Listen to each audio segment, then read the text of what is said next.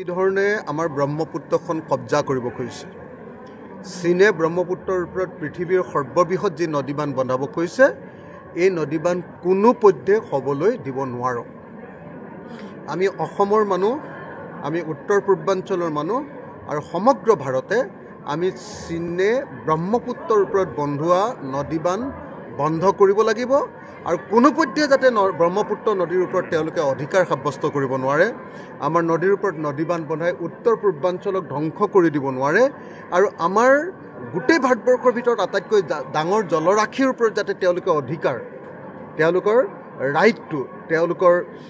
ৰাইটটো যাতে তেওঁলোকে কব্জা কৰি ল'ব নোৱাৰে, ব্ৰহ্মপুত্ৰৰ ওপৰত যাতে আমাৰহে কেৱল অধিকাৰ থাকে, তাৰ কাৰণে মই ভাৰত চৰকাৰক আহ্বান জনাইছোঁ, ৰাইজৰ দলৰ সভাপতি হিচাপে, বিধায়ক হিচাপে, যে অনতি পলমে ভাৰত চৰকাৰে চীনৰ লগত কথা পাতি এই নদীবান ব্ৰহ্মপুত্ৰৰ ওপৰত বনাব খোজা চীনৰ সৰ্ববৃহৎ নদীবানটো আমি বন্ধ কৰিবৰ কাৰণে দাবী জনাইছোঁ। তাৰ কাৰণে প্ৰয়োজন সাপেক্ষে আমি ৰাইজৰ দলে ইয়াৰ বিৰুদ্ধে প্ৰতিবাদ কৰিম। দৰকাৰ হ'লে দিল্লীত গৈ চীনা দূতাবাসত গৈ আমি ধৰ্ণা দিম আৰু মই সমগ্ৰ উত্তৰ পূৰ্বাঞ্চলবাসী ৰাইজক সচেতন হৈ চীনৰ এই দুষ্কাৰ্যৰ বিৰুদ্ধে, এই ভয়ংকৰ ষড়যন্ত্ৰৰ বিৰুদ্ধে আমি মাৰবান্ধি থিয় হ'বৰ কাৰণে আহ্বান জনাইছোঁ।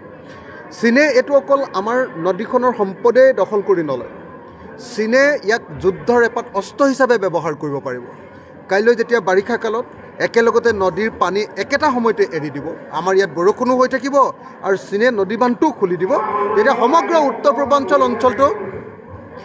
উত্তৰ পূৰ্বাঞ্চলটো মানে একদম ধ্বংস হৈ যাব।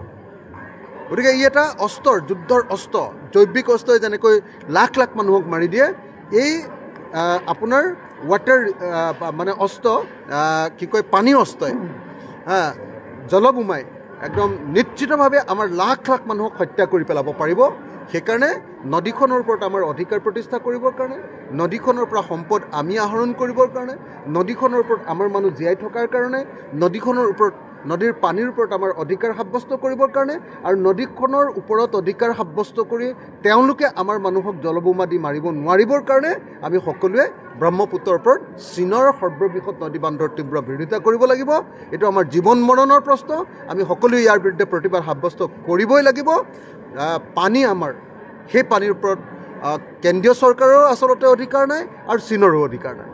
গতিকে সেই পানীৰ ওপৰত চীনক আমি কেতিয়াও সৰ্ববৃহৎ নদীবান বনাবলৈ নিদিওঁ।